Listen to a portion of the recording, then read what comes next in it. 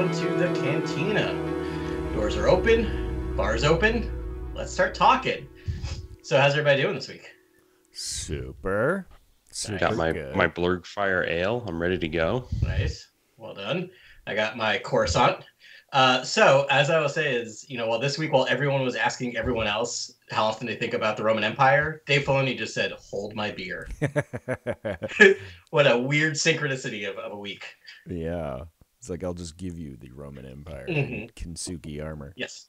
Now you're all thinking about it. Oh my goodness. Now. Yeah. Yeah. Anyway. I never think about the Roman just Empire. also just classical Greek mythology. I was Yeah, just like, right. we are in Greek mythology at this point. Yes. I am excited. I answer that question is once a week, but that's because I watch Jeopardy, and it's at least a question on Jeopardy at least once a week. So it's not like I'm actively like that's my reasoning. If anyone cares. That makes sense. Were you guys as blown away by this episode as I was? This is my favorite yet. We may say that every week, but so good. What a full-bodied episode. We got everything. Yeah.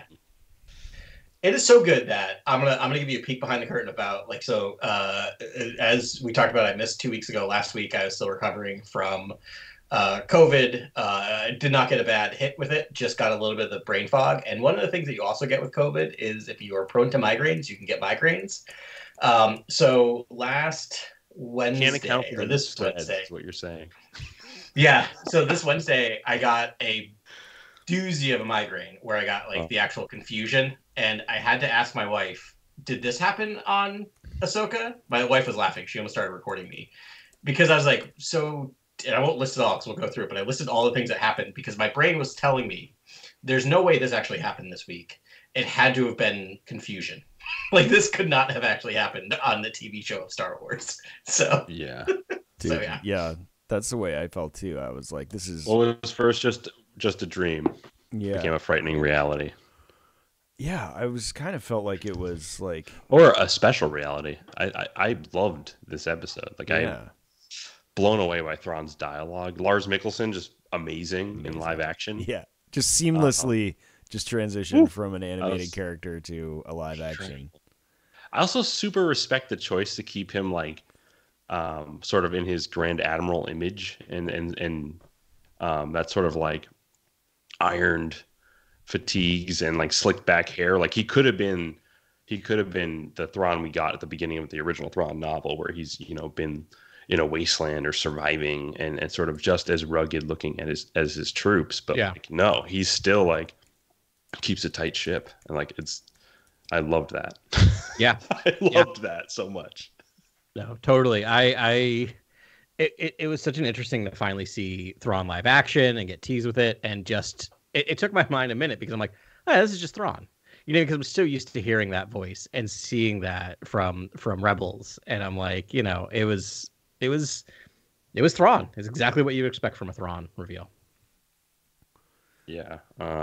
Troopers, I love troopers, guys. Yeah. Oh, you do. Yeah, you collect troopers. I could just think of the Black Series that you're gonna end up filling out all of these. Enoch character, I was just blown away. Yeah, it's of course, Thrawn would use Kinsugi to mend his troopers and make them look even more amazing. Mm-hmm. I know. I have so many questions too, the red ribbon and what that could all mean, and how they're tied to the Dathomir, the Witches of Dathomir. I loved all that stuff too when we got there, and it was we finally get to the same sort of henge structure, but in it's much better condition. There's those three kind of Greek fate, Witches of Dathomir, those Norns. Yeah, yeah. Filoni's doing this job of just which is the job of every great Star Wars storyteller, which is answer one question and pose three more. Yeah. I left this going they moved the plot forward, but I have so many additional questions now that we've even had all of these reveals. Yeah. Then they had those little orbs that had the kind of laser thread. I was like, is that the thread they keep talking about? The thread of destiny? You know what I mean? And then they're using it for everything. They're using it to communicate at the start. That's how they were sending their signal. Right. I was blown away by the costume design too. I was just I loved so many of the costume designs in this episode. But if you were to tell me what happened in this episode, like you're saying, Adam, I would have been like, "There's no way. Yeah. There's no No. way." No. Like Ezrabridger, it ends with not only a reveal of Ezrabridger, but sort of an extended conversation. And I know. Yeah. I was like, "What?" And then like, I don't know. I'm also worried because there's only 2 more episodes in the series, and it's like things almost have to wrap up quickly at this point. Yeah, Is that right? Yeah, there's only 2 more. That is correct. I mean, that is assuming they're going to try to wrap it all up, right, and not leave us on a cliff. I don't think it's more like, yeah.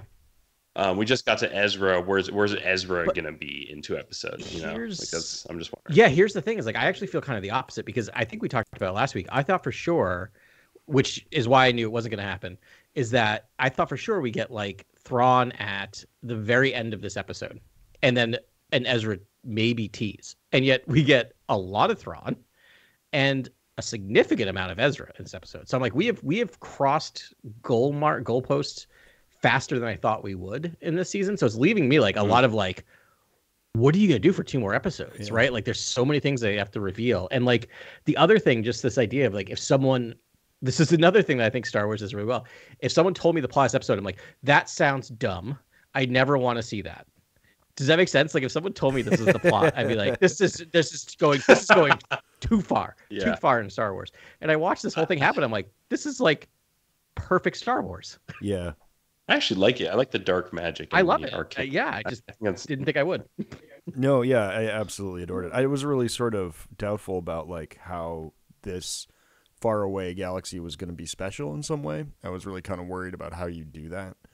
And Peridia is a graveyard. Yes, exactly. And I'm like, oh, that makes so much sense. The elephant graveyard thing makes like just dreary planet. I mean, it still raises more questions, right? Like, why this planet?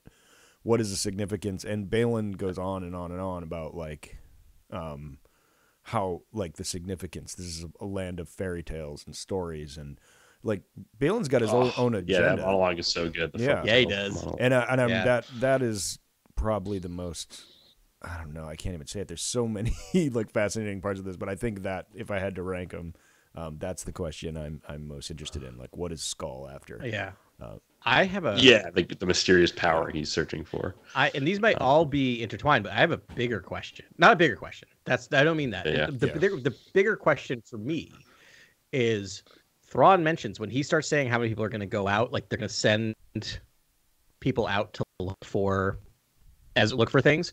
He specifically says our numbers have been reduced significantly. How numbers have dwindled. Why? What has reduced the number of stormtroopers if you're in this dead planet? Like to me was like, what? There's something that to me is like that's the biggest mystery. Is like something is clearly going on here that has left you like he is fighting a war that we're not aware of or a battle that we're not even aware of yet. Yeah. There's definitely something that stirs out there. Something has been calling to Baylan's skull. We've heard. You know, this isn't new. We should probably get to this later in Theory Corner, but like, we could just do it now. But like, it's not unusual for like people to hear calls from elsewhere in the galaxy, and like the Jedi only began because they heard calls from the deep core planet of Tython. Like Palpatine in Empire's End is hearing calls in the unknown regions. Rey is hearing calls throughout the novelized sequel books. Yep. And now Baylan's hearing this call. I'm excited to like actually get to the end of that communication. What's on the other end of the line? Reaches whatever this thing is calling to him is. I'm excited to see what that is, and I think we have a lot of theories about what that could be. But I don't know. Let's just keep. We haven't even really talked about Thrawn enough, and like Morgan Elsbeth's such a cool character. Okay, like, we'll tease that. We'll come back around to that. Yeah, we'll get to that. Yeah. That's going to be a lot of stuff. Like I got a lot. To a very practical point, which I thought was good, and I also watched it 3 times. I watched it twice in a row when on last Tuesday when it aired, which I've never done with anything live action. I've never just I'm like run it back. I'm watching this again.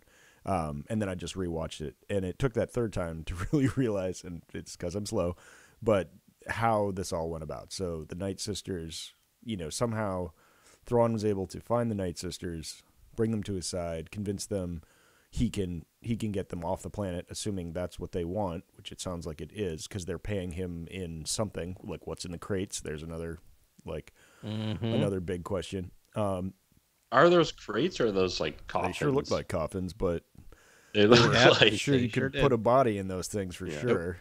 Don't forget we're talking about necromancers here. Which is fun. And Thrawn even alludes to death and resurrection being, deceptions employed by both the Jedi and the Night Sisters. Yep. Great cool lines from. But anyways, that's the way it works. So the Night Sisters contacted Morgan and told her what was up, and so we have to think just like for one timeline thing here. I guess I guess Thrawn and Ezra have been on this planet for 9 to 12 years, right? Because this takes place between 9 and 12 BBY. ABY. Yeah, that's around. That's right. For some reason, I had in my mind like 5 years, but you're absolutely right. It's been a decade. They've been there for a decade. It's closer to 10. Because I'm pretty sure Mandalorian wrapped up around 10 ABY. It was like 9 or 10 there, and we know it's after that. We don't know how much further after that. But well, based on the internet, it's concurrent with season 3. Okay. Well, the internet's never wrong. Well, I'll just that whole theory about is that when she's in the Purgle, is Grogu feeling her in the Purgle? That's the whole thing going on the internet right now. Oh, really? That's fascinating. They got passed on the superhighway. Well, what's interesting, we recently read those Thrawn, the new canon Thrawn novels, and in that first one, Alliances, we meet the Skywalkers, the sort of Force sensitives of his culture, like Thrawn, and they use something called third sight, and that's basically precognition. And so like Thrawn's, familiar with like precognition and mystical, seers and stuff like that. So I wouldn't be surprised if he I think there's a lot he knows that he's not letting on to in this episode, and I feel like the way he was talking to some of the characters, it's as if he's kind of seen the future already. Like if he's used this sort of the Fate Weavers, if he's used their power to see his path, maybe who takes him out. That'd be fun too, because there's no Rook, and so like it's not gonna it might not follow the old sort of canon story for him. So like this could be fun where it's like maybe Ezra is always meant to take him out, and so he's trying to keep Ezra at a distance. Like I don't know, like there's so many things I have questions about. The big question is, why is Ezra still alive, right? Like there's so many questions. If they've been on here for a decade, which is wild. He's living around with a bunch of hermit crabs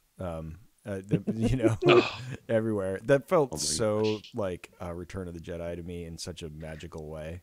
It was really, really great. And the Kiner brothers got the score right. Or the Kiner family. I guess I haven't gotten the full story, but it's not just Kevin. I guess he employs his family to help him. Right. I want to talk to you about the music this week too, Ben, because like they do the whole like 2001 sort of melody, but then they descend back off of it and they kind of make it a more dreary sort of melody, and it's like, or I guess a more haunted sort of like dark magic sort of sound to it. That was so interesting. Like as we approached the monoliths, I was like, this is fascinating. When they're flying in that like solid gold ingot of a ship like down the planet, and that the drums. Oh my goodness! So this was a longer episode, but they took just so much time on some of these shots, and on the important things to us, like let's landing. See the terrain, and then to see those like amazing, I think you call them monoliths, those statues of the Dathomirian sisters and the thing surrounding the castle, and it's like, just stop it, amazing. Oh yeah, it's like Helm's Deep or like right. And Thrawn's entrance music was amazing as well. Epic arrival. All the troops just Thrawn, I know, and stopping and sort of like in perfect formation, some great shots in there too. It's there was something special and unique. It's like, I mean, it still seemed, I was like, wow, you got a lot of troopers there, but I guess on a Star Destroyer you employ thousands. It's usually, I mean, we know from the Heir to the Empire books, it's like anywhere from 2 to 60,000 I think could be on a ship at any one time. So maybe his numbers have dwindled, but the ones that are left are a hard bunch.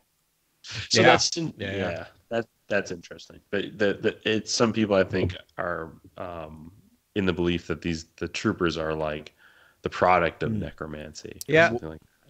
And But he also says their numbers have dwindled, which to me begs the question, like, well, if they're taken out, can't you just resurrect them? Like, so like, I'm interested in just how all the magic works, and hopefully they get down to what's going on if that is in fact the case. But Enoch seems like a super interesting character that may or may not be, part of this the Night Sister magic or whatever. I want to know his story. He's just like. He seems super interesting. Yeah. He was like, you will run into these invaders. The ability for Filoni to introduce a new character and make that character be instantaneously the best character ever in Star Wars is kind of amazing. Like, what was the name of the Inquisitor that died 3 episodes ago that my brain is fizzling on? Marok. Yeah, I remember when everyone was like Marok. Remember when the internet was a buzz about Marok? He sounds a lot like Enoch. Honestly. Yeah. They're very similar. They're very similar, but like Marok, who? Right. like now it's just amazing how quickly we forget a great now character. I'm in love with Enoch. Yeah, Marok's helmet's in that, like the opening helmet montage. Yeah, so, like I was like, I'm guessing next week. Pay attention. I think we might get Enoch's in there in that quick flash of helmets. Oh, really? That'd be wild. So we know that the troopers. Right, from the subtitles, they're called night troopers. So that definitely lends itself to what you're talking about, Grant, where night. That's actually where I got troopers. that. I was watching. Yeah. Oh, night troopers. So they must be, part of the Night Sister magic. Yeah, and I mean, we assume that they're. I mean, I guess we don't assume. I assumed that they were human, right? That they were just the remaining stormtroopers. For all we knew, they're Night Brothers, right? For all we know, they're just going to pull off their helmets and be Dathomirians, right? Dathomir, yeah. That could. We just don't. That's know. right, and they could be employed into the war, and that would explain why they're tougher than leather.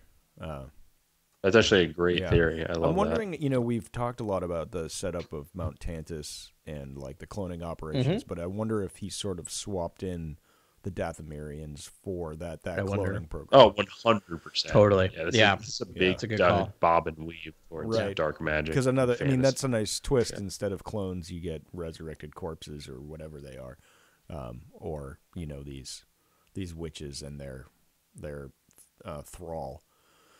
But right. Which was interesting because I know in the lore in Dathomiri culture, the men are subservient to the women. Yet Thrawn seems on equal footing with the Great Mothers, though he is like, "Great Mothers, I salute you," and he's very like reverent of them. So that's interesting too. I think that's just like that. Yeah. Someone brought this up on Reddit just as sort of like a weird drill down thing, but when Morgan Elsbeth like asks him why not send more than just 2 squads, and he like gives it a minute, and like that's the meme of the episode. And I mean this person's whole point was that like he was like he wasn't like gearing up, he like doesn't want to kill her, but he's actually like Thrawn is this weird like imperial person that's like the greatest leader there could be. Like he actually listens and values the input of his like underlings, and he's always respectful of them. And like he actually like he was actually weighing it, and he's just like thinking about it for a second, and then he's like no, but he's like he actually always like promotes and he nurtures like his workers, that succeed for him. We know from the early books, like it was the other way around. If you failed him, you would die. And that may still be the case, but we haven't seen a lot of that in canon Thrawn. No. Or any of that really. But instead he's just like this really good leader that appreciates everyone's role in the greater works. Yeah. And will promote those that do well. So yeah, and take a suggestion and mull on it, right? Not just say, well, this is not what I was thinking. No, I'm gonna wait to drop that what I think is gonna happen. We'll talk about that later. I have a theory. We'll talk about that theory later. So many ideas. We'll get the theory corner. Yeah, I'm just utterly fascinated with Thrawn as a character and his evolution, and it's fascinating because I know Zahn begins a lot of his books with that epigraph of "For those who stand at the edge of chaos." Like I think a couple of his books have something to that effect at the beginning. Yeah. And I was like, "This Thrawn. That's what Thrawn is." I mean, he's from a region called the Chaos and the Unknown regions that they don't know how to navigate, so they use their force sensitive navigators. But he's always navigated chaos as a character, and I feel like now that he's entrenched in dark magic, he's gonna find a way out of it. Like for me, I'm just like, I think he's gonna get out of this hold, the dark magic hold. But I'm interested to see what they do with I remember thinking about that character, right? Like he in the new canon, he kind of crash lands in kind of the Empire, sees an opportunity to survive by going through the Empire. Like he survives. Yeah. That is Thrawn's ability, is to read a culture survives. and survive. And that's what I think he's doing right now. And I think part of it is just that's why he's being very thoughtful about how he talks to the Night Sisters, because he knows who has the biggest power here, right? He knows he is a guest in their place, and and he's survived for a decade, right? And that says something. So I mean, again, I keep going back to that decade thing, but like that's a long time. Yeah. Like it's a lot has happened. Yeah, I mean, it must have taken a long time to build that hyperspace ring. And I think I think this confirms it. The Chimera lives. It has also been patched up with bronze or whatever beautiful like parts. Yeah, it's also got the Kensuke exactly. treatment. Which is like, oh, the Chimera got cooler looking. Like I didn't think that was possible. But I'm pretty sure, the Chimera is now. It just like creaks and rumbles in the frame. That was some of the coolest Star Wars in a while. The Chimera literally looks like a chimera now, right? This idea of having of two or more parts of having, if you talk about in biological terms, two or more like types of DNA in it. Like it's just like a part of me is like, Filoni, were you always thinking of this? Like or who named it the Chimera? Was it Zahn did. Also, Thrawn's Zahn. It was like Zahn always quarters. This? Has to be inside there. Yeah. That captain's quarters has to be inside there, and that's like one of my favorite locations in Star Wars. Like he has like that crazy statue in there, and that's awesome. Yeah, it'll be interesting to see what he thinks. He's obviously about to do a bunch of research on Ahsoka. That's going to be hilarious because we know he knows her former master, but he doesn't know of Ahsoka. So, I think so that'll be fun to get some. I mean that in and of itself will probably reveal more about Ahsoka than we ever knew, because we know what a deep dive he does. I mean, he said her species, so we know she's a Togruta. I don't know if he might get into that, and we never sort of think of Ahsoka as like really associated with her people. I feel like Morgan Elsbeth could answer like most of those questions. Right. But sorry, I have motivation questions too for you guys. Like I have some serious motivation questions for you guys. I mean, first of all, Baylan and Shin just leaving when the ship is preparing to depart. I was like, why? So, like, and why are you listening to this guy? Like, you just met him. But I love this because I'm currently Sabine does not remember Ahsoka Tano at this point. I know. Like it's just like I'm not, no thoughts. I have motivations I can't address right now, but I just want to say what I love about this. Adam, we'll get there. I'll ruminate on it. So I'm currently reading. Like Ezra's like, hey, what's up? And she's like, anyways, Ahsoka's dead, but Ahsoka had to die for me to get here. But I don't know. How's it going? But I'm currently reading a trilogy by Joe Abercrombie called the First Law trilogy. It's high fantasy. I'm halfway through the third book of the trilogy, so I highly recommend it. Depending on how it lands, right? Like it's like it could really be a real stinker in the next 300 pages, but real short trilogy, really great. It's like Game of Thrones if it wasn't completely, it didn't hate everyone ever. Like there are good characters in it, even though they're struggling. If it wasn't grimdark, yeah, grimdark, and it is grimdark, but you cheer for some of these characters. Okay. But my point is, the thing I love about high fantasy sometimes is that like it goes all the way back to Tolkien, and before that, it was just like you just have all these different people on different quests going and everything, and it's all going to come together. And the fact that like you have like Baylan and everyone else just going like we got a side thing going on here. Like the second I heard that, I'm like I am so in. I am so in now that you have like this is not because we've gotten so much in the live action television right now. in media in general, currently we have linear storytelling where everyone's on the same path going in the same direction, and I don't know why we're telling stories that way right now. I have theories. I think anyway, but I won't talk about the theories about why I think that is. But I'm appreciating story now where we have like Ahsoka's on her journey. We've got Sabine on her journey. We've got Thrawn on his. We've got Baylan on theirs. Like we've got all of these people going in all of these other directions, knowing they're dovetailed together at the end. And I'm like, that's great storytelling where you just have differing motivations, not just everyone just doing it. We'll talk about what those motivations are because I'm not 100% sure what they are, but I know they all have motivations. Yeah. No, it's really, really fun to have so many different trajectories for all these characters, and sort of like they will cross at some point. And Ahsoka's arrival, I think, will bring a lot of people together in terms of Ahsoka probably taking down Baylan's skull. Yeah. I wonder. I have a feeling they're all going to be abandoned together, and then suddenly the motivations will, their relation will change a bit. Yeah. I'm ready to join Baylan Skull's side. Like, I want to know what he's like. I'm just like, tell me more about this beyond.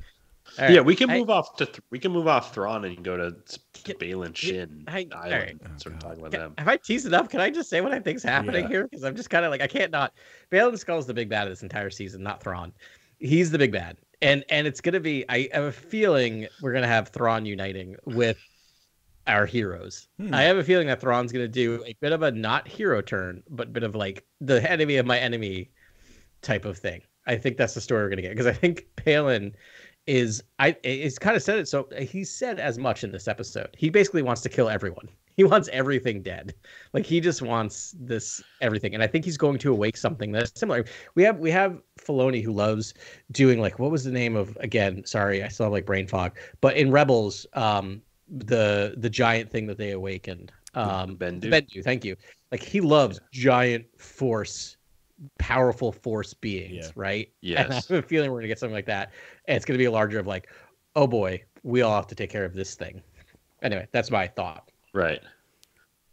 And so Baylan is trying to wield that power, to wield that thing. Yeah, Baylan just wants to set everything back to zero. If the old stories are true, that's apparently there were Jedi tales that spoke of something on this planet, a force of some kind, or some kind of power. Yeah. And and so I'm excited to see what that is. Yeah. Is it like the smoke monster from Lost, or like, or the leveler from Loki, or like, is it some kind of giant thing? Is it like a giant rancor? I know the Dathomiri definitely rode rancor back in the day. Like, I think it is. What is it? A giant kaiju of some kind? Like, what is it? Is it, where there be whales, are there krakens? You know what I mean? Like, I think it's something, because one thing that Filoni hasn't given us so far in this episode is a planet, which is something we get in almost every Star Wars, is something that is literally can destroy planets or destroy civilizations, right? And I think the way he's going to do something like that is a force wielding thing, right? Like, it's going to be mythical, not like a scientific. Like Suma Verminoff, force wielding Suma Verminoff. That's something I was thinking about, because we do see Vader fight one off at some point when he's traveling, like the Maw or something. There's a lot of dead space whales around this planet. Right. Just saying. Yeah. And if you don't know what a Suma Verminoff is, it's the creature from the Solo movie that was in the Maw. That hung out near a black hole, just cause. Wait, isn't Sumina Vermoths also the space slugs? The name of the space from Empire? What are those? Those are. Oh my gosh! Why did you have to ask me that right now? I just my broke brain. Exegors. They're Exegors. Yeah. Thank you. You're right. Sumina Vermoths and Exegors. I don't know how I got those two things confused. Yeah, but it could be an Exogorth, though. I mean, no, but you're right. It's got to be bigger. An Exogorth's just a giant space slug. You're right. It's got to be. Yeah, but they also navigate in what's it called? Migrate. Hyperspace. Migrate through galaxies, but I think they do it slow style. But that's right. But this also happened in the EU in Legends novels. With Jason Solo being called to, Abeloth. Yeah.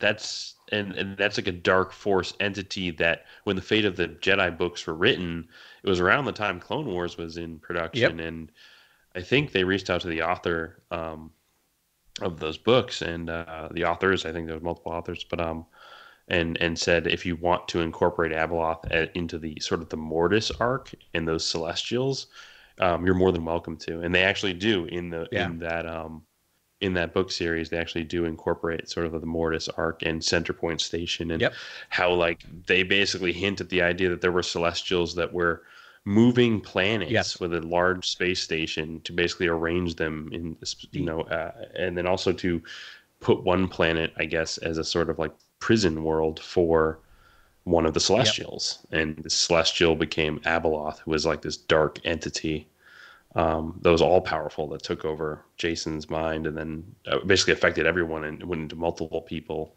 kind of jumped into people, shapeshifted, jumped in. Was a creature. Like Dark Ray is kind of the closest. It is Dark Ray. I definitely got vibes of that. Yeah. But I mean, the end of the old EU was getting into real large ideas. Like so Centerpoint Station, for the Grogu's out there, was it was around the I thought it was fine. I really do have brain fog. Around Han Solo's Corellia. It was around Corellia, right? And so it was this giant thing that they all worked on. The Corellians worked on, and they knew it was there, but they had no idea how old it was. And then throughout the old EU, they find out that basically this thing has been here before the history of the Star Wars galaxy, and it had moved all of the stars and all of the planets around the Corellian system in a specific thing. So we're talking about and we get to the point where we almost get the answer of what that thing is and who created it, and then they canceled the old EU, which fine, not gonna pick hairs, but boy, having read all of that, I almost got the answer, and then I'm like, can someone just tell me what the answer to that was? But it felt like Marvel Comics Celestials. You saw them in the Eternals, if you saw the Eternals, but I don't know if anyone saw the Eternals. But they're this giant things, and we know that Star Wars likes to flirt with that in the old EU, and that seems very much up his alley. So we'll see. And just per Abeloth's motivations, she's a character that is just trying to recreate a family of god tier force wielders. She's just trying to recreate just a super powerful family of force wielders, and that's kind of her motivations, which I don't know. I would love to see Filoni sort of, if he does bring that character into the canon, it would be cool if we do see it in an all new way and fun new story or something. And also we're seeing the great mothers of the Dathomir. Is there and it's evoking a lot of Dune and the Bene Gesserit, and sort of is there if these are the great mothers, or are they sort of the reverend mothers, and is there a mother superior? Is there one even above them that's even more powerful? Is she the great power? Having worked my way through the Dune stuff recently, I had the same thought.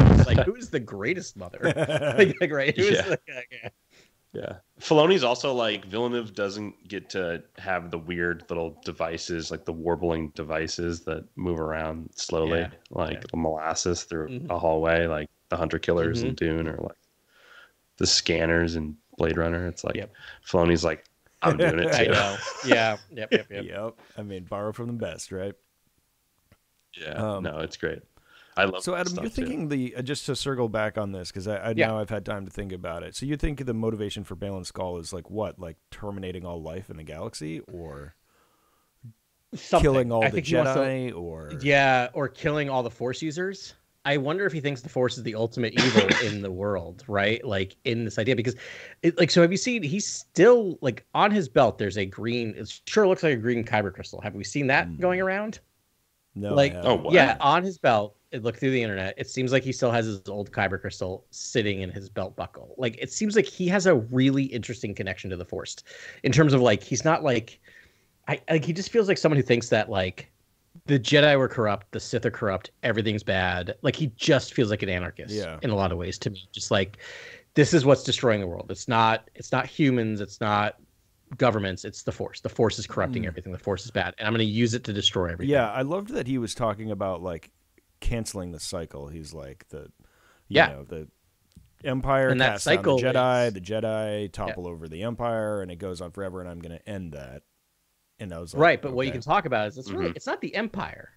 It's a Sith, right? Who led the Empire. Right. Right. So does he know my that, thought is that it like, was the Sith that?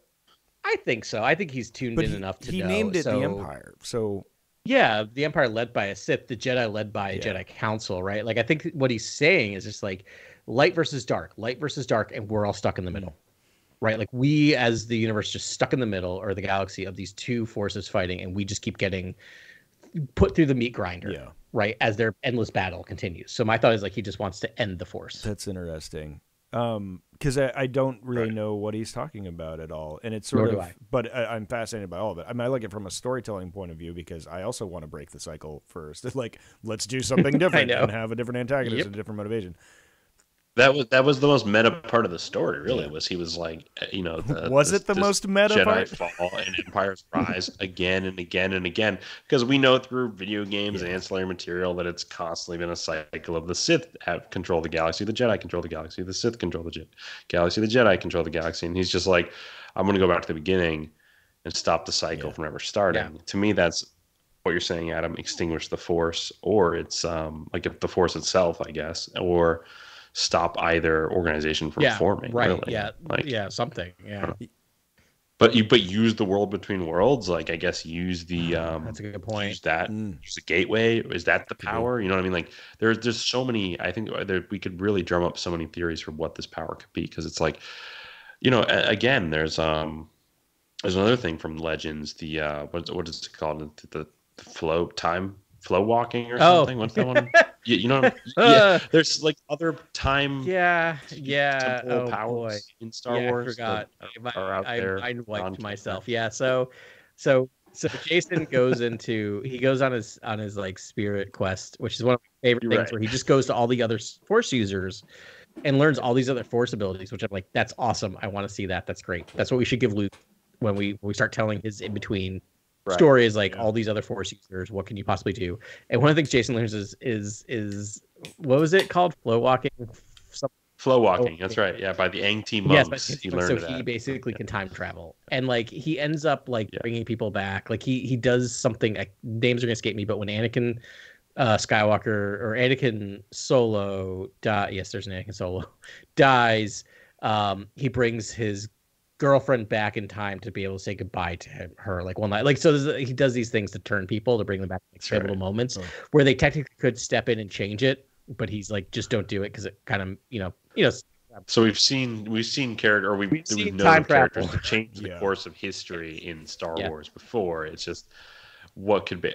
For me, I'm hopeful that Baylan, it's actually like, because I think at one point Shin goes, "Oh, you see a future here in this wasteland?" He's like, "I see like the ancient witch kingdom of Dathomir, and the Great Mothers confirm this." So that tells me that whatever this Jedi tale is, the witch kingdom is part of that tale, and whatever the power is, it's probably connected to the witch kingdom of Dathomir in some way. Can I make a? That's kind of what I'm thinking. And it could be a well or a font of power, because that's also something that's alluded to in Legends and Abeloth and sort of that sort of stuff. Maybe that's the thing. Like, maybe you're right, where he doesn't want to destroy the Force, but he wants to destroy the Jedi and the Sith, who have these like very stringent rules about what the Force is, and takes everyone with them, right? Like, think about, like, he's talking about the Night Sisters, right?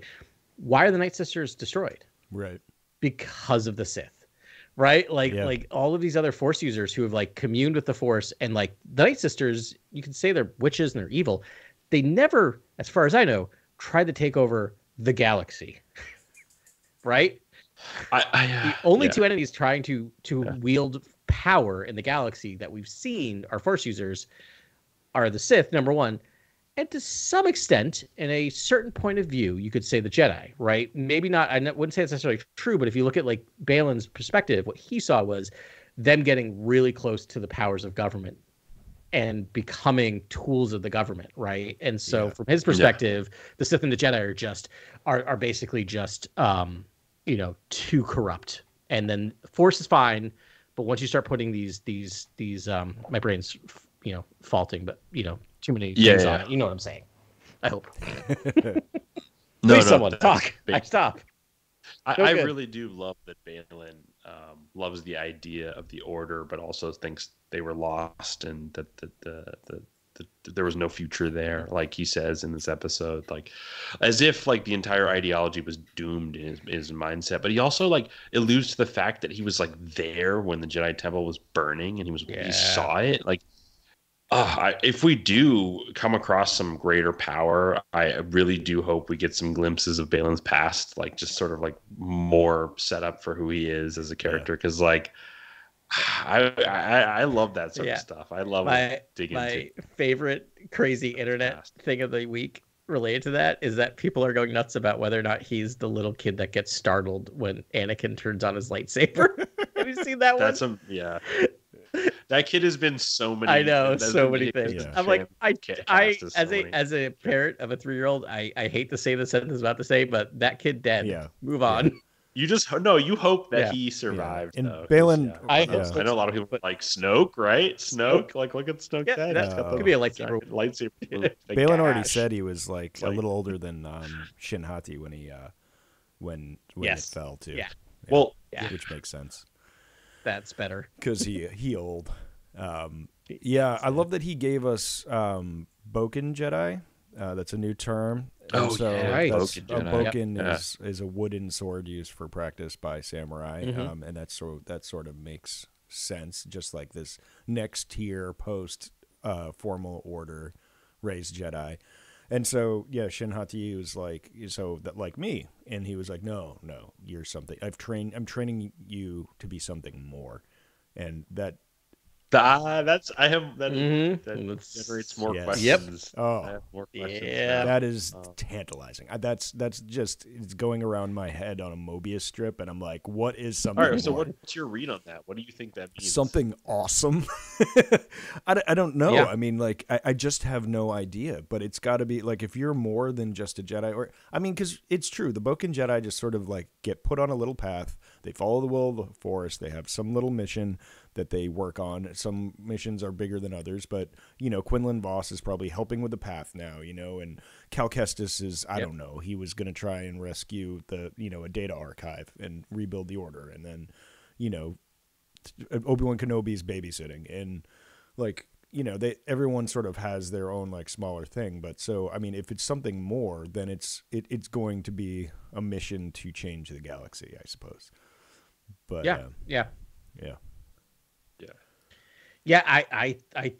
I think he's. He could also. She could also be a leader. Like he could be passing on to her sort of a leadership position for whatever comes next. Assuming that the Jedi. She feels like. I know that goes against your theory, Adam, but.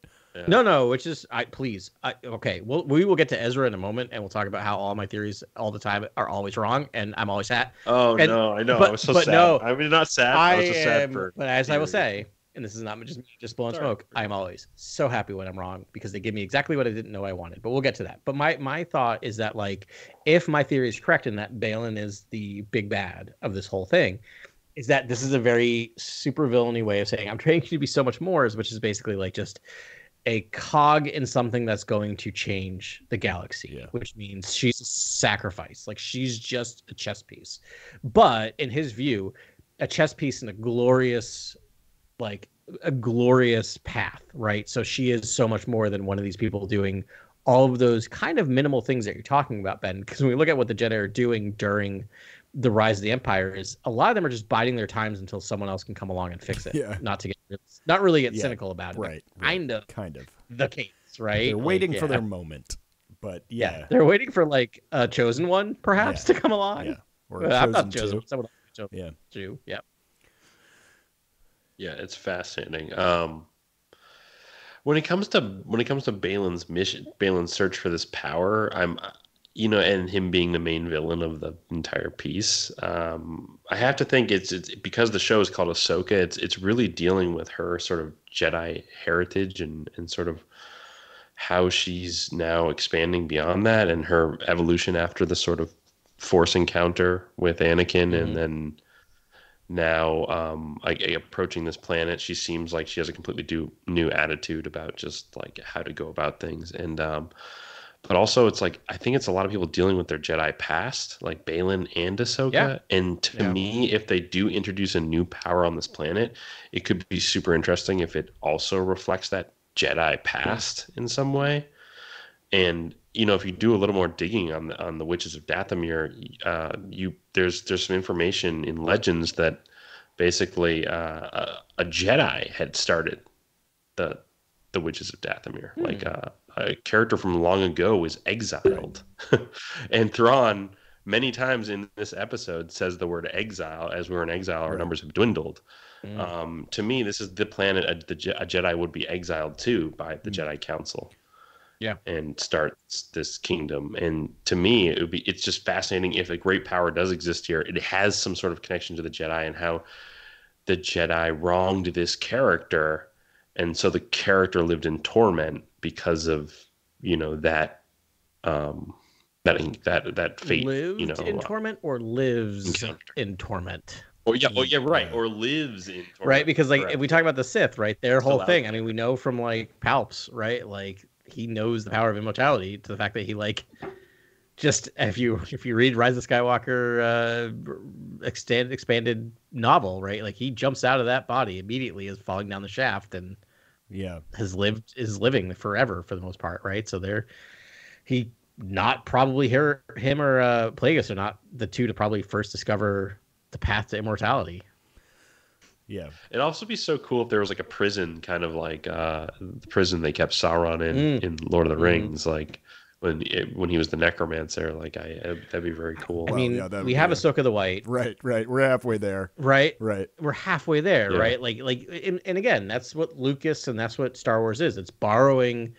It's like a patchwork of our greatest tales, and this series, of human history. Right. But this series is really focusing on being high fantasy, right? Like more than in a delightful way. That's what keeps me. That's what keeps bringing me back to the giant squid or the kraken, or the eldritch Cthulhu. I keep going back to this massive kaiju as the power, but I don't know, because I know it's been so fantastical so far that I'm like. And you almost want to see the Purgles and interact with something else, like a giant creature or something. You know what I mean? I don't know. Well, we know that Ahsoka is going to pop out in a giant Purgle, right? So we have an opportunity to get that interaction immediately. Yeah.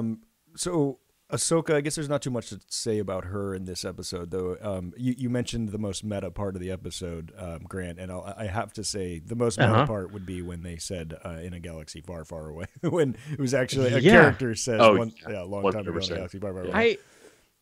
A long time ago. I'd be like, tell me more stories, Hu Yang.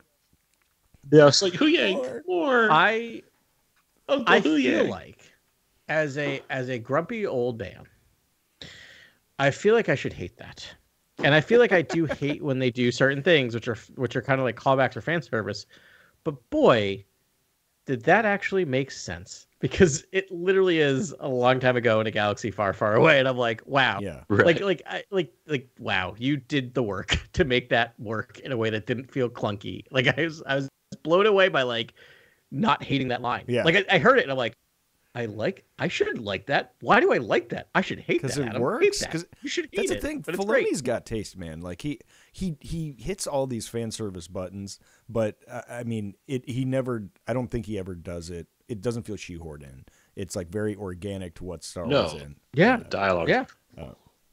The way Baylan and Morgan Elsbeth are talking about star whales is enchanting and mesmerizing, and I'm like, more. Yeah. And what are we talking about here? Whales. Star whales is what we're talking about. I'd like everyone to know. And it sounds amazing. The dialogue is on point. Yeah. When she's like, my ancestors learned to harness and ride these creatures before the days when time was counted. I was like, dude, Filoni can write a Star Wars. Yeah. Yeah. Nearly everything Thrawn says is incredible. Everything, I guess. Yeah. I mean, they're the two stars, right? Baylan and Thrawn. Sabine, obviously, fantastic. And I think maybe that first conversation that Hu Yang and Ahsoka have, it's kind of the nature of the Force, and it's sort of like, she's like, I didn't train Sabine to make the right decision, and I feel like Hu Yang's pushing back, being like, this could be the Force working. She only ever had one choice, and this is Right. This could be her Right, only choice. Yeah. And so that makes me believe that Sabine, I really want her to remain just a tool of the Force and not a Force wielder. But man, they are teasing that she's going to be able to wield the Force at some point, right? I know they really are, and I kind of want them to go there. I wouldn't hate it, but I kind of love this idea of like the line I keep saying in my mind is like, she doesn't have the Force has her. Right. Isn't this right? Yes, that's the way I wanted to be. But isn't this the second time that she's tried to use the Force and then thought she was using it, but it was something else going on? Something else was happening. Yeah, I mean, that's a good bit if they keep going with that, just to sort of right. Maybe they're just messing with us and not messing with her, right? Which I would appreciate. Yeah, I would appreciate that too. But it'd be cool if there's like a mystical way in which she garners the Force in the plot or something at some point. Yeah. I also am hopeful she can use the Force at some point and tap into it, because she's really, displaying all the traits of Mandalore, or the Mandalore, as we know the concept to be. So that could be a fun wrinkle. She's basically half Jedi, half Mandalorian. It's exactly what the Mandalore supposedly was 1,000 years ago. We know we're going for the long, we're going for the long storytelling here, right? Yeah. And we know all these. This is part of the mandoverse that's going to end in a and no one jumped on that mythosaur in season 3. There's still a chance that Sabine is the Mandalore, right? The Mandalore, she really could be. So I'm holding out hope that she is just like the old Mandalore of old with the Jedi powers as well as the Mandalorian. It'd be funny if there was just like it was a mix-up and she and Bo-Katan were fighting for a second. She accidentally disarms Bo-Katan and picks up the sabers. She's like, "Oh, you dropped this," and just like Bo-Katan just holds her head, like hangs her head, and it's like, "Not again." I don't know. Or Bo-Katan drops it and actually it's gone. The darksaber's dead. We'll see. Okay. It'll be reforged, and then she'll drop it, and Loth Cat will grab it and drop it, and then Sabine will pick it up, and because the Loth Cat technically disarms, it actually says blah blah blah blah blah. Right. Sorry, I cannot stand the whole thing about this. Anyway, but there was also that really nice. It was a beat. It wasn't really a throwaway line, but those, like you said, the 3 Norns, the 3 witches say that one reeks of Jedi. And like, and Sabine's like, "Don't look at me. Like, I don't know. Is she talking to you?" She looks at like Baylan and Shin. She's like, "Y'all are Jedi." It's kind of a great moment. Like, I read that as Shin or like Baylan, because I was like, Shin definitely feels redeemable, and Shin definitely feels, she feels like she's being kept in the dark. Like she's like, we're still working with witches. Like Baylan just walks away from her when Thrawn gives him the order, and she just follows reluctantly. And I'm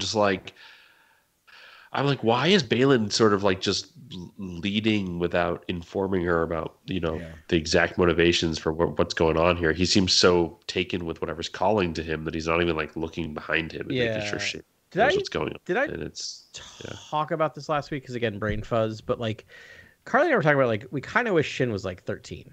Like the way they write her and they write some of the things they say about her is that she should be a child soldier.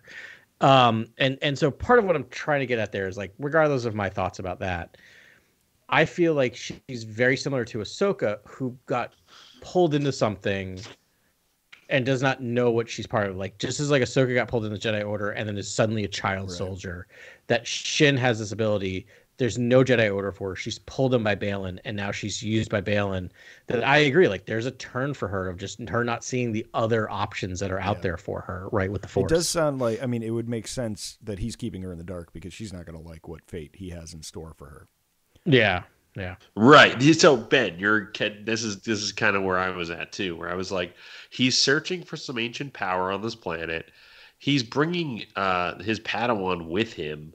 If this is and I'm like, if this is a Mortis type, celestial type character, this character in the Legends novels has been known to jump into other people, or basically, take over, possess other people. Gods need sacrifices, and so I'm just worried for Shin, and I hope. But what would be cool, like the ultimate here would be if like whatever the power is does go into Shin, and she's like the ultimate, like sort of badass of the show. Yeah, that would be cool. That'd be awesome. Yeah, I like that a lot. And then we get to see all that choreography Ben's hoping for, where she's just like doing handsprings with like chopping off people's heads. I mean that would be great. Yeah, if it's a vessel, because we've kind of, I mean, this show could sort of be the keystone for how Palpatine stayed alive. This sort of like force soul essence transfer that Darksiders seem to be able to do. We haven't, I'm not saying it's the Emperor, but we've seen Bane learned about that skill, right? He was, I don't know if he was successful, but we think he was. I think and I kind of don't want to spoil the Bane trilogy, but. Well, in the Clone Wars, I think there's the simple scene where they kind of activate his ghost or something. Yeah, they activate his Sith Wraith, right? But yeah, so it's like a hologram. Earmuffs for the next 10 seconds if you don't want the end of the Dathomir of the Bane trilogy spoiled. But he does it sort of, he tries to transfer his essence into Xana, his Padawan, before death. And we assume he was able to do that. I think it was kind of left up for interpretation, but it could be something like that. Where this is, I love the idea of Abeloth being the one, because it just increases the stakes. It's not Jedi or Sith, and then but she needs a vessel, and Baylan's gonna make Shin that. It's also proof of transference. Like if Thrawn can gather that data, basically imprison Shin, and she's been there's been transference, he can help the Emperor back, and all that stuff can they can be like, here's how we're gonna get Palpatine's spirit back into the clone. On this planet, this dark magic worked or whatever. There's stuff like that could tie into the material, but again, Baylan could be the one who's basically taken over by this power too. He could be the one that. But for very practical reasons, I hope not. Shapeshift.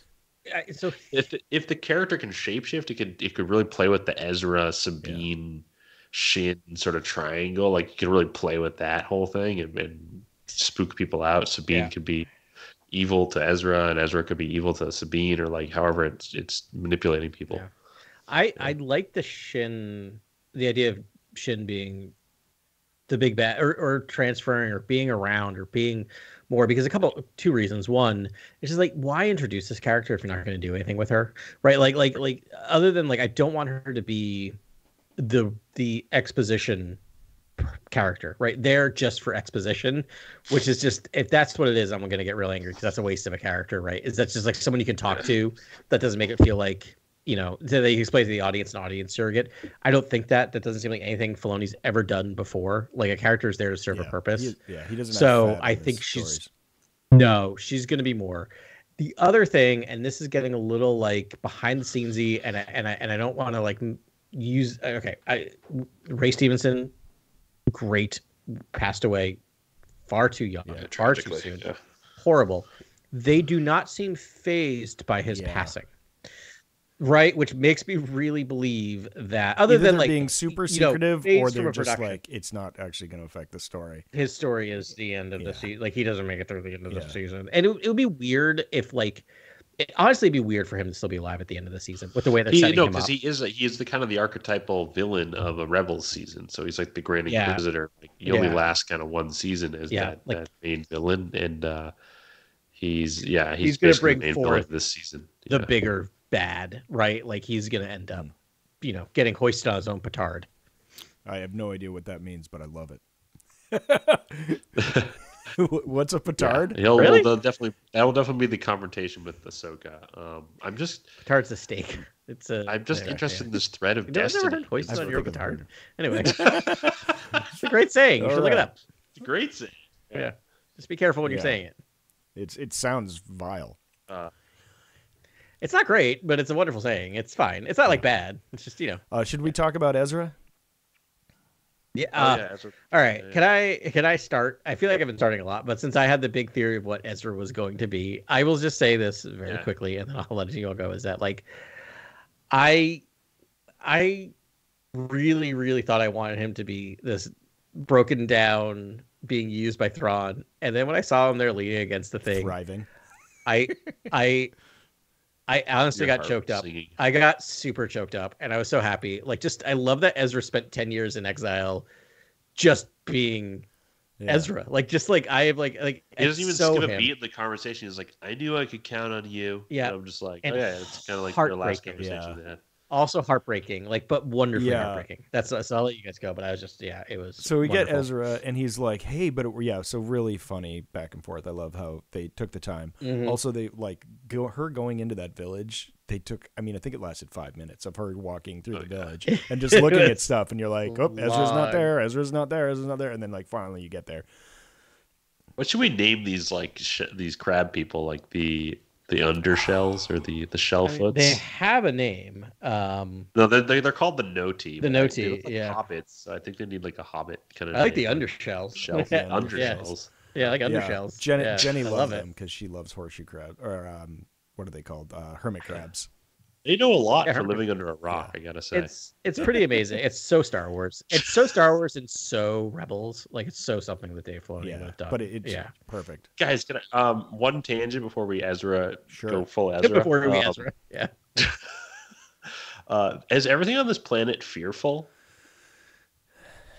Yeah. Yeah. Right, because we got the Noti, the undershells hiding right there, big defense mechanism. Yeah. And then what is? And we got the what's other the thing. Howler sort of or being the, a wimp. Howler, is that what they're called, or hounds? Howler.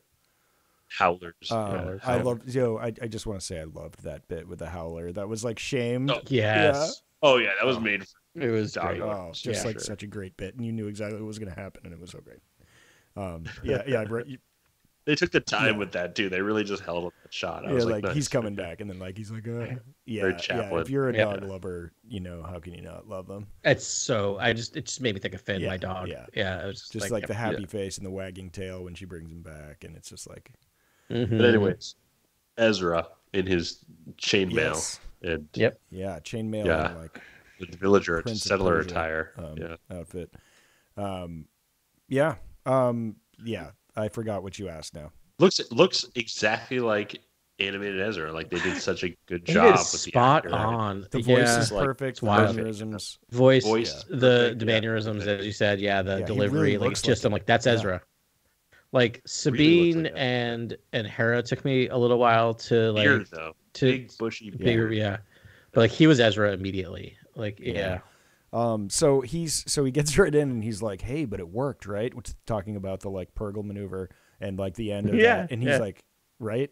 Because he doesn't know, of course, if it worked because he was launched. I mean, yes, he took the big bad out of the galaxy, but like, I mean, there was a lot of other stuff that needed to happen. But like he doesn't know the Empire fell.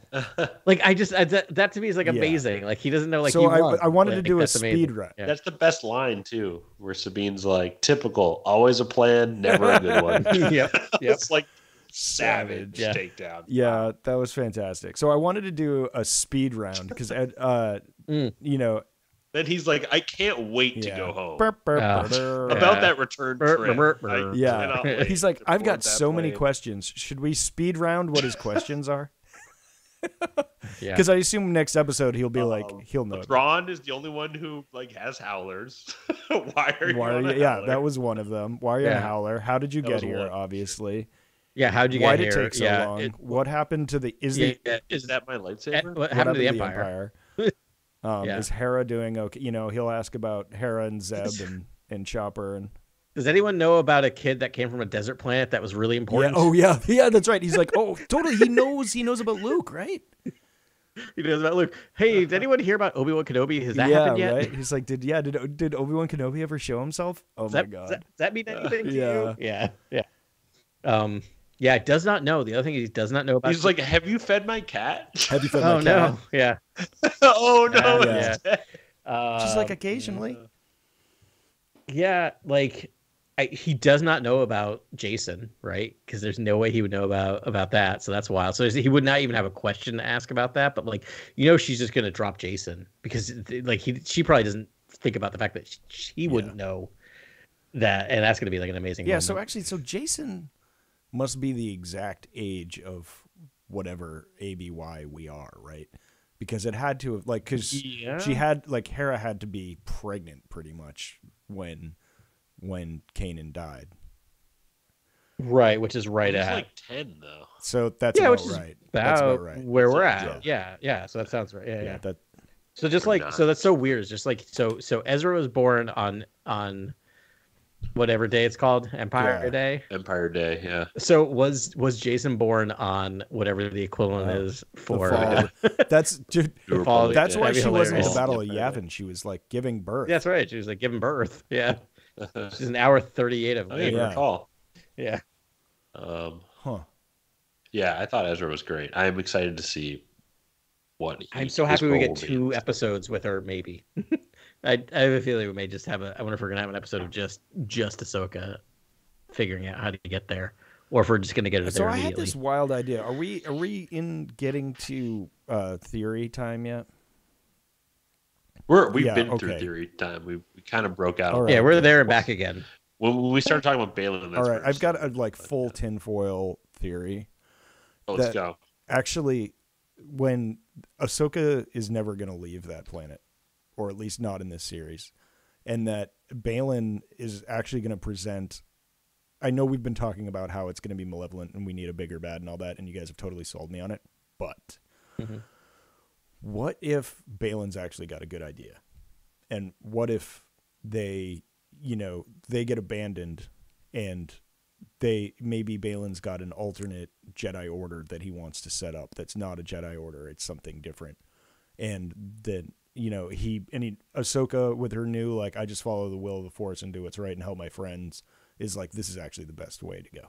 All right, it's a stupid idea because she's got to take out Thrawn and Thrawn will go back and she never would have left him. But I don't know. I just think it would be kind of interesting. And so she sets up some sort of like parallel Jedi order out in this galaxy with whatever the other thing is.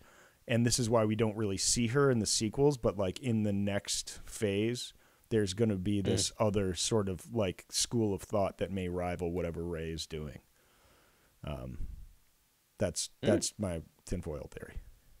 It's a very intricate web tapestry. Yeah, built but there. I mean, it kind of, if this is like the I like birthplace of the Force, and there's these like primal like Force energy. I mean, I don't know if it's the birthplace of the Force, but it like clearly the Force has been here a very, very long time, and it's strong somehow in the Force. Well, as I said, everything on the planet seems fearful. Yeah. Is this the Tython for the bad guys? Is this the Right. dark side of the Force That is could here? be. You know what I mean? Yeah. Like, is that what's Could calling be. the I think Baylan? that's Yep. more Yep. likely, Yep. actually, hearing everything you guys have said. You've opened up my eyes to a million new things, but just as we were talking, I was like, well, what if they don't leave, But I mean, Yeah. I would have to say, like, if I'm just like low-hanging fruit, the next episode, there's going to be a skirmish. We're going to reveal the new thing. And I think, I don't know. And I think Thrawn will leave this episode, and the next episode, it'll be Ahsoka battling with whatever, and them finally grabbing a Purgle and taking off and going back somewhere. Yeah. Yeah, it makes sense. It's so weird. I think especially because we know that there's going to be a large movie event, Yeah. right? So like, But it's going to happen you in a gotta long get Ahsoka time. back in the So like galaxy. they may get stuck here for a minute. Yeah, for a minute. I think And that's by a an minute, interesting maybe thing. I think part they of might still be there when the show ends. yeah, they've got I wouldn't be years. surprised. I would not be surprised if this season ends and they are not out of this galaxy, right? So yeah. I'm also interested in Ahsoka. Talking about Greek mythology, sort of like Enoch's face mask and the fates and stuff like that. Like, Ahsoka to me, I always thought, she's very kind of Arthurian in that episode of Mandalorian where she fights Morgan Elsbeth. She feels like they're even like Goranson's music is very like medieval, sort of like harpsichordy kind of sound in that episode where she's almost like a knight, and then she gets more samurai, and then now I'm like, she's kind of entered like mythic territory where she's almost like, we talk about Gandalf a lot of the time in the high fantasy angle, but like in the mythic angle, like she's kind of like Hercules to me. Whereas like the character of Hercules once wasn't subject to the threads of the Fates. the fates, right? basically. Yep. Yeah, so to me, Ahsoka isn't subject to this threat. No, she stands outside She of can it, basically yeah. elude it and Yeah. circumvent it, Yeah. in my opinion. And that's what I'm hoping she does. And I'm also hoping that, I read the Tross Visual Dictionary recently. And in there's a little section in the sacred texts where they talk about the world between worlds. And it's called Hidden Depths, is this little, like, sort of breakout description, and it's separating myth from history proves difficult in the ancient language of Jedi scripture, which leans heavily on metaphor. This page from the text describes the Force as a twisted ribbon lining the perimeter of all reality. Transit to any point across the cosmos is made possible by traversing the path through the netherworld of unbeing. And that's just like a tiny little thing in that book, and I was like, that is the netherworld of unbeing. That's almost like what that episode was with Anakin, right? Where Totally. she had to almost like unlearn everything she ever was, and sort of like this netherworld of unbeing. And I'm like, to me, Ahsoka will likely find a way back, because I think out of all the characters, she is this sort of like traveler archetype. Yeah, I love that. It's just kind of like Cable from Marvel, or like, oh yeah, totally. I don't know. Yeah, it's like, I don't know other comps. It's so hard though, because I see where you're coming from, Ben, because it's like with the sequel trilogy, we have to get the pieces in the chessboard have to move a certain direction, right? Like, it's weird to have all these people, but and that's what we deal with a lot. Like 15 years. They got a lot of time, right? So they can do that. Fast, No, and they seem to be taking their time, which is what I appreciate. But like, I think about like when I was playing Jedi Survivor, right? Where it's just like, again, somewhat spoiler alert, but I think this is still first act. But like, they discover the new world that they have to get to, right? Remember, there's that whole thing. Tanalorr, thank you. Kobo? Oh, Tanalorr. And I'm just like, so Tanalorr is clearly, they're going to get there. They're going to get their way shut off. And this is where Cal Kestis is during the entire thing, right? Like it's so hard with these, when you're telling these parallel stories, just like, because every time, like, well, you got to get Cal Kestis off the board before like the rebels actually come into fighting the Empire. Because it's just like, where is he? I hate to say this. Okay, who cares about Luke Skywalker? If you have Cal Kestis, who cares about Luke Skywalker? Because Cal Kestis would just go in and destroy everyone. Yeah, he'd be super strong. Yeah, so it's similar as like Ahsoka, like, where's she gonna be when the Force awakens? Like, and then we have to deal with the Forces being asleep. Why is it asleep? I mean, what does that mean? That's interesting, right? Like, does it have something to do with the Force awakening or going to sleep? Or something that Baylan does lead to the Force, quote unquote, sleeping, right? For a few decades. Yeah. Ahsoka's primary objective is to stop Thrawn, though, to stop another war. Yep. So at the end of the season, I imagine Ahsoka will confront Thrawn in some way. And when the team up with the Great Mothers tell Thrawn about her arrival, he seems legitimately like unbalanced and definitely a little like not frightened. I don't know what you'd say, just wary of what that could mean. And I was like, which is cool. Like, it's cool, and I appreciate it about Thrawn, because is she the one that kills him? Has he seen the future? Like, these are the kind of questions. I really do think there's a precognition side of the story. Like, there's a whole precog side of the story that I think is not being told to us. Like, that Thrawn maybe. I think that makes sense with the Night Sisters. That's definitely a thing, and like you said, with the way that the Chiss uses Force users, right?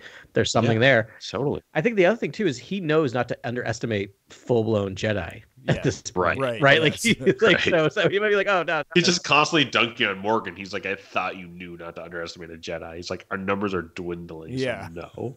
It's just like, she's like, she came all the way here. Worst reception ever. Like, wow. Oh man. Do we? Is it time for the medal ceremony? Yes. So Grant put this together. We got a little medal ceremony. Oh, this is an old thing. We used to do this all the time back in the day on the old pod, but we do little award categories for the episode, and we'll do them going forward for each episode of the series, the next 2 episodes we have remaining. But it's fun. It's just a fun thing, because I bet we didn't choose the same stuff, and that's what's so fun about it, and it's cool to jump through the thing. So let's start off. Chosen one award. Which character was the standout character for you in this episode? I think we all probably have the same. As I said, we all might have different answers. I think. So the Howler was yours too. Have the same. There you go. Well done. Mine rhymes with prawn. Oh, okay.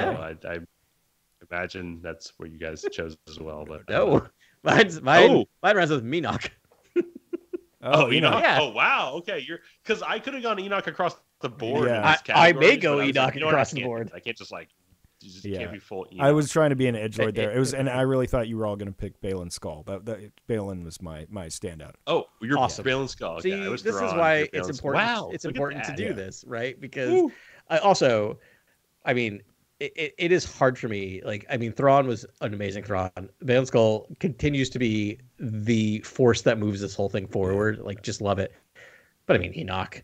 Like, I mean, come on. Like, I do not care about any other character anymore. I love that they gave him lines. That's the thing. I don't care about any other character anymore.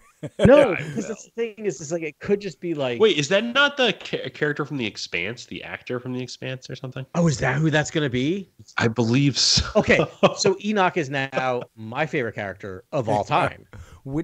So that's going to Wait, is he that? Is he the you're heavy so from The Expanse? Yes. Wasteland nomad. I forgot he was in prey on this. each other. Oh man, Survival. That's my favorite character from The Expanse. And now my favorite character, that's totally who that's so he's going going to be a character if they've got that actor playing him. Uh-huh. Yeah. Right. My favorite sociopath. Oh, now I'm upset I didn't fill in Enoch across the board No, here. that's right. It's because he's a winner. Yeah. It's a complete dub on Adam's part. But yeah, background player, best sort of minor character. Of the episode. Of the episode. I'll say this because it's been the best minor character of the whole series, and keep him secret, keep him safe. Hu Yang. Okay. Yeah, Yang's a good one. He doesn't talk for very long in the episode, but he's been a major player thus far. But Has in he this been a episode, major super player? minor Like character. he's just there chirping in with a couple like lines here and there, and I'm like, I think the first 2 episodes he gets quite a bit of speaking lines. Right. Like he is way up front. Yeah. But I got to go Enoch in this category. So like, because it really only says a few things. But steals. I'm not. Good. I best will background choose character Enoch all because time. Enoch in my heart is a major character. Yeah. So it's hard to say. Like, And chosen one can be any character. So Yeah. you didn't violate that. no. So it's category. hard, right? Because I'm like, what's a minor character in this thing? And I'm like, I'm gonna group together the 3 Night Sisters, Oh, right? I thought of that as too. a single Yeah. character. Great mothers. Yeah, Great the pick. mothers. Yeah, they don't have a lot of lines. Yeah, no, but they're minor. key, and they fascinating. Yeah, they're very cool. Cool costume design. There's kind of like the reverberating voice. Very cool stuff. Utini shot, best camera shot of the episode. Super Ben, easy. let's hear It is the shot where they sort of jib arm up from the plateau as the Star Destroyer is coming right at the castle. Shield generators first. Yeah. Great, So shot. same. I had that same one. Great shot. The internet may have gone a lit with a lot of coupling jokes about They're like the external I state think of they that. said this was the most penetration there's ever been in a Star War. But Yeah, it is. It is the Yeah, it the is. base of that tower Yeah. is a definitely little evocative. Yeah, it's a little evocative. Yeah, But no, Ben, that was mine as well. Like that is just an amazing shot. Yeah, that shot was really. Even the shot of kind of the underbelly of the Chimera for a second there. I'm gonna go. I'll try to differentiate here. I kind of liked when all the soldiers were lined up and we had that was my the runner shots. Yep. Thrawn sort of like the first reveal of Thrawn was just through a bunch of boots and armor, and I was like, oh, you can kind of see a Chiss guy walking down that it's him, it's Thrawn. You know, it's like, I got so excited about that shot. It was such a great reveal. The Enoch walkout when he walks out with a couple guys, the sound design that accompanies that moment and that shot was to me like if you had to ask me, that's my favorite shot of the episode. Like Enoch sort of walk out, and it kind of stays with them for a hot second. It's so good. I love that shot. What I love about Thrawn's walk too is they're clearly evoking Vader and a lot of the stuff from Return and stuff like that, but he walks pretty crisply and pretty fast. His walk is actually pretty fast. And I love that. It's a change on the slow march of the Imperials. He's just very crisply just efficient. And it's way more dynamic coverage than the Return of the Jedi walkout with Emperor with Palpatine and Vader. It's we're seeing from the boots. We're in the line of soldiers. Yeah. We're kind of the camera's just moving around. I was like, this is awesome. If we can just do all of that all over again with Vader, I'd watch it all over again. It was so cool. So initial reveal of Chimera was my other pick. But you picked that, Ben. That's amazing. Sunless Space Award, best dialogue of the episode. Is there a quote or best moment of dialogue for you guys? Speech. I like could be a long. I like the speech. award name that's there, giving love to our guy. Yeah, Luthen. Yeah. The goat. The actual only goat in Star so Wars. Yeah. But it's like that. Cannot no one wait shall be to get goat. the Black Series Luthen rail coming on to store shelves soon. Yeah, not even joking. God, I would buy the ship. I would buy all of it. I think I'd have to pick a Baylan Skull line here, and I don't have one fully fleshed out here. But him talking about wanting to break the cycle, what I seek is the beginning. Oh yeah. Yeah, I took from that same exchange as I love the way he goes. It repeats again and again and again and again. It's like the number of times he says again. I love, like, it's not just like again and again and again. Like, he just is clearly like, I've been in fights or arguments before where I will over repeat myself, where I'm just like, I clearly am, my brain is broken and I'm so upset, and I just love that he's that moment of like someone who's so measured to have that moment of just again and again and again and again and again. Like, he just says it like one too many times. Yeah, that was like the folktales interaction I wrote down. Yeah. He's like, when I was a little older than you are now, like I watched everything burn. Mm-hmm. He's like, as you get older, you look at history and you realize everything is inevitable. The fall of the Jedi, the rise of the Empire. Mm-hmm. It repeats again and again and again, like Adam's saying. And like that whole thing. And then when he starts that whole thing where we're in the lands of dreams and madness. Yeah. Children's stories come to life. It's just so. I mean, he is so the Luthen rail, like, he's such a of the series, right? Like, so cool. Yeah, I gotta go with Thrawn, and when he takes that first step towards Sabine, he's like, "Oh yes, the desire to be reunited with your long lost friend, that singular focus will reshape our galaxy." I was like, it starts with an yes, which like Thrawn needs that, like, so, in anything really. And I was like, it's perfect in my mind. Thank you. Before I know, not to interrupt the medal ceremony, but that reminds me, like, so not to totally derail us, why is Ezra still alive? I think because he's too good at hiding. He's a Jedi and can't be killed. He's like, he keeps escaping. Yeah. I guess the numbers just like, it feels like Thrawn made an active decision to let him live, and I want to know why. I think he's just too hard to kill. But maybe you're right. Like, maybe he's just out there. If the monster or whatever is chasing Ezra, it's not chasing Thrawn, so he like lets him like something. There's something going on because they have like that many stormtroopers. I understand that Jedi are very, very powerful, but hey, I saw Order 66. Yeah, right. Like, that is enough stormtroopers to kill. Well, their numbers have dwindled significantly. I mean, that'd be amazing if it was just Ezra. Just Ezra. It's the only thing that's been. I mean, because when last we saw Ezra, super powerful. So, doesn't have a lightsaber, but maybe he does. I don't know. Maybe we just haven't seen it yet. But he doesn't seem. He might. He just doesn't seem like a Jedi that's killed hundreds of stormtroopers, right? Like, he seems much more balanced and more zen than someone who's just been slaughtering. But he's familiar with the dark side. Like, maybe there was a dark couple of years there where he, It's true. He could have Colonel Kurtzed it for a while. Yeah. The thing that's on the planet might not hurt Ezra either if he can tap into the dark side. Yeah. Right. So but there might be a whole other side to Ezra we haven't seen yet. Sorry. Back to the medal ceremony. Just that popped in my head. Ben Burtt's Badge of Excellence for best sound effects of the episode.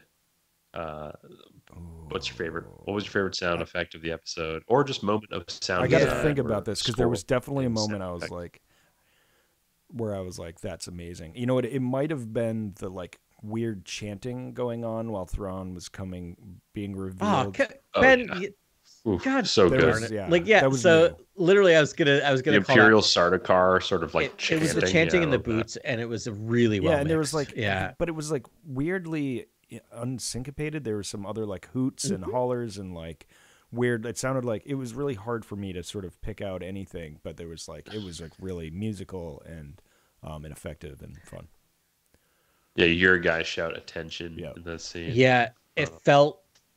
It's cool. It felt ragged in a way. Like, I can't explain it. Like, it felt like these are people, like it matched their uniforms, right? It matched their armor. Like, it just felt like they've been a decade of just surviving. So yeah, once again, Ben stole mine. So that was going to be mine. No, it's fine.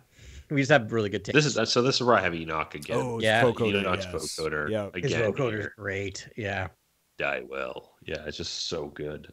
Just everything about his voice is incredible. I cannot wait for him to take off his helmet, and Carly is going to be so excited because she does not know that Amos from from the expansion. What if it's like Gladiator and he can Yeah. just flip up that little Yeah. face mask? He's just like, That's what it Yeah, looks. Which great. leads us to our next award. best drip.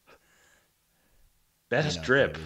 I mean, hey, Favorite costume of the we episode. can just move this on. is another. past this pretty Yeah. quickly, right? Like, come on. If anyone, I'm gonna shake. Yeah, I'm gonna prove the opposite here. But what do you guys? You guys going Enoch again? Gotta go Enoch. yeah, and if you don't say Enoch, you're wrong. But go ahead. What do you want to say? I said Enoch initially, but then as I watch this series and as we keep going with the yeah. series, I just waver between Baylan Skull and Shinati. Yeah. Like I just that's love fair. those outfits. That's fair. I love like the warrior Yes, Jedi that is attire and like Yeah. I don't know, like just for me, like the Shinhati attire of like the Yeah, brown robes. I do and, love like, that. armor Yeah, the pieces pauldrons. is like the coolest. I thing. catch myself just Yeah, staring at her I drip, being love like, that. "That's so cool." Mhm. The It's drip is unreal on here. unreal. It's really on good. Shinhati. I will say, since we haven't done the medal ceremony yet this season, that's allowed. That's allowed. Yeah. So yeah, we haven't done it yet, but Enoch, Yeah. yeah. And I'm- Guys. Well, I just couldn't. We couldn't do it for. I could do Enoch for every Right. category. in this It's hard not episode. to. But Ezra, I also love the Ezra look a lot. Like it just feels like a Yeah, like it's it's just a cool Yeah, look for. Ezra's yeah, was great, it is and neat. honestly, don't sleep on Sabine-Wren. I mean, Mandalorian armor with Yeah. the whole like, yeah. Oh, she looks great. In the and fight like the scene, good, though, the man. bad, and the ugly, like poncho over the Mando armor, Mhm. with like the little bits and bobs glowing underneath. Like that looked amazing. yeah, it's super The cool. choreography was awesome. I love that scene. I like how messy that scene was, and like, I wasn't a huge fan of a lot of the choreography in the sequels, but I really liked this choreography here and sort of how messy. I know like Kylo and Rey were not meant to be like super talented sword fighters like in many of the movies where they were fighting, but Sabine's not very talented. She's talented, but she's more just kind of rugged and slapdash in her fighting style. And it's sort of like, and she just goes with what works, and I feel like that's I feel like I really liked the choreography with her character, even though she's still trying to find her footing in most of the fights. I think it was telling that she was sort of disarmed with her Mandalorian weapons, and then as soon as she brings out the lightsaber, that completely turns the tide of the fight in her direction. And like, I don't even know if all her guns are destroyed now. I feel like she deflects a laser bolt in that scene too, where I was like, did she just deflect a laser bolt? Like, It's I swear, if you watch that she scene, might. a guy fires his blaster and she kind of swings the saber and smacks it into his eyeball or something. Like, I'll have to rewatch. I don't It's know. just I have to watch that scene. it's again, fascinating but I was that like, I feel like Sabine's always just like, oh, that's right, I have a lightsaber. Right. Like she's so not Jedi in that way that she's like, oh, right. Like I'm like, you should have started out with a lightsaber. that brings us. That's a perfect segue to our next category. This weapon is your life award. Yeah. For those of us who know about a lightsaber, it's our life. This is best weapon, gadget, or item featured in the episode. You can also choose armor or story MacGuffins. I've got one. It's the Go for it. seeker device, the like nav device that the handheld that Sabine uses. Little scanner it's like thing? chunky and that's beautiful. cool. It's like so Star Wars. Yeah, it's huge. And it's just like all the greeblies all over it. That was like classic Star Wars. Yeah. Yeah, Makes a cool noise. Yeah. Yeah. I enjoyed whatever you needed to do, whatever you need them to do, they do orbs that the Night Sisters use. Oh yeah, totally. I called those thread spinners. Threads, as you mentioned them earlier. Yeah, notes. I do love those. I'm just like, they just can be like, they can do anything. They can be shackles. Yeah, they can do a lot of stuff. They're multifunctional kind of things. I got to go with Sabine's lightsaber, or Ezra's lightsaber. Yeah. I just when she pulls that out, that's why when we were talking about that, I was like, dude, that to me is like, I love when Sabine. It's gonna be a green lightsaber. Green lightsabers to me, there's something about green lightsabers. Same. I don't know what it is. It really gets me going. Like, it makes me feel like this is a hero no matter what. You can root for a character that has a green lightsaber no matter what. I mean, when we were at Galaxy's Edge and we made the lightsabers, I just was like green without even thinking about it. For some reason, it's just like, to me, it's like, that's the one. It's like just green. Yeah, it's like like that's a Jedi. Green light. So it's going to be a great moment probably in the next episode when she has to pull out that lightsaber and he's just like, wait, that's mine. Like, just like, I love the moment. Like, yeah, I hope she gets to keep it because she's. I hope Ezra has one that's like made of like turtle shell and bone or something like. I wouldn't be surprised. Yeah, something really barbaric. Okay, this brings us to a funnier award. The Don't Try It award. Worst decision made by a character in the episode. Oh man. Don't try it. Good. It's a good Obi-Wan poll right there. Stupid Sam. We're I gotta say, Baylan Skull and Shin Hati going on the hunt for Sabine while Thrawn and Morgan are preparing to leave the planet that is eons away from the known galaxy. Yeah. I gotta say, not a great decision on their part. Yeah. Yeah, they're getting suckered into this thing. And I mean, I know Baylan has his own agenda, but it's like the clock's ticking. Like, I mean, yeah. Yeah. It's hard not to say the random red shirts that attack Sabine. Yeah. Oh yeah, those guys had Like, it coming. Yeah. Literal That's a red great shirts. call. Yeah. Literal red shirts. Those guys ambushed the wrong rebel. Yeah. Yeah, that was Yeah. bad news. That's a great poll. Also, the bandits that show up later to confront actual Jedi. Yes. Those guys. I think it's gonna be tough. my bad decision was Ahsoka asking Huyang how he really felt about like what was going on and to explain himself, because she's like she's like he doesn't pull any punches and he just tells her how it is, and she's like, why don't you tell a story now instead? Like she's like, you're telling me stuff I don't want to hear. Yeah. Remember those stories I hate? Just tell me one of them. And I'm sure it'll be forever. Just rewatching the Sabine lightsaber fight, she does indeed deflect a laser bolt right in someone's face. Wow. Yeah, right? Yeah. Well, yeah, and that it happens. seems when you watch it seems accidental because she's swinging. Yeah, It doesn't seem like it's it's like a force real honed whatever, but it laser still counts. deflection, Yeah. It does feel like she just it's just cool that she like Smacks smacks it. a laser Yeah, bolt yeah. at the guy. It's kind of awesome. Okay, memeable moment of the episode, or memeable moment award. A moment you think will be made into a meme. Hard not to say die well. Yeah, well, I mean, can I also choose to say Die well. a literal meme has been created about this episode already, which we talked about earlier, which is the coupling between the Fortress and the Star Destroyer. But yes, the die well definitely should be the one. I can't wait to go home. Ezra's I can't wait to go home. I imagine people might use that. Yeah. But then like Sabine's expression. Yeah. She's like, here's the thing. About that trip home. Yeah. That actress does some great face acting in this episode. Like this, the what me when I smell Jedi. That one reeks of Jedi. Like, yeah. Hi, Daddy. What kind of mounts you guys got? During our exile, numbers have dwindled. So no, the Thrawn moment where he's just like. That was the one I was going to say. Like, where he just like gives that beat and you just get the stare. That stare is pretty funny. Yeah. I think Great Mothers, I shall once again require your dark magic. I would use that. You could definitely use that. Yeah, I can see it used. If it's like I need to do something, but it's like it seems like an impossible task. All I think about my life is now doing dishes with a 3-year-old. So I just want to take a picture of my overflowing sink and say "Great Mothers." Again, I need you. that I just that it's like for that to die well, honestly. Yeah. Spectacular Species Award. I'm throwing this in last minute. Best new species spotlighted in the episode. Wolf. I think Noti, right? I mean, I like the Howlers. I was gonna say the Howlers, but I guess the Noti weirdly because it's like you're talking about like species that are like sentient or non-sentient because like it's so hard. But I gotta go with the Howler. It just reminds me of my dog. I was going to do convincing creature award, and I was going to go creature or howler. Yeah. Noti, I would say, are like a people or a species. Definitely. They've done such a good job with creatures this whole season. Like they've looked amazing, seamless. That's Filoni, right? So for best shot, I almost picked the shot where Sabine is sort of like trotting out on the howler into that. Clearly, it's like the volume SoCal kind of like location or whatever. But it's like I just love the look of that scene and sort of the laden, arid wasteland and like the howler and her trotting around. I thought that was so good. Some of the shots were just fantastic. The atmosphere. One with the Force Award, best Force related moment of the episode, or best moment in which a character uses the Force. I think you got to go.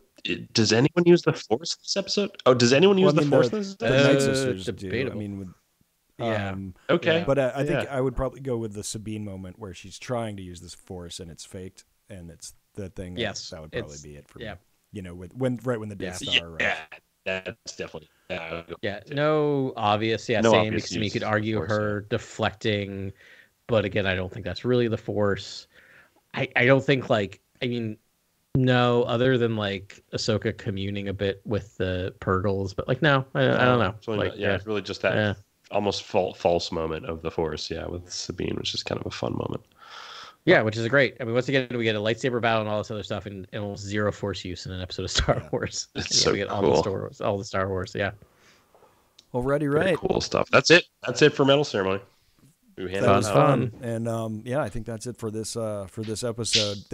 We got so much information in this episode. It's hard to even process all of it. I'm sure we'll be processing it for time to come. Because they just dumped so many more questions, as they asked. So. And answered. So super fun. We tried to conduct this pod in an acceptable time frame. Yeah, for Thrawn. Yeah, right. An hour and a half, so like twice the length of the episode seems about right. But yeah, usually par for the course. Definitely. Yeah. But all right, everyone. Thanks very much for listening to us this week. We'll talk to you again next week with the penultimate episode review. And until then, tip your bartenders, and may the Force be with you. We'll talk to you next week on Cantina Chronicles.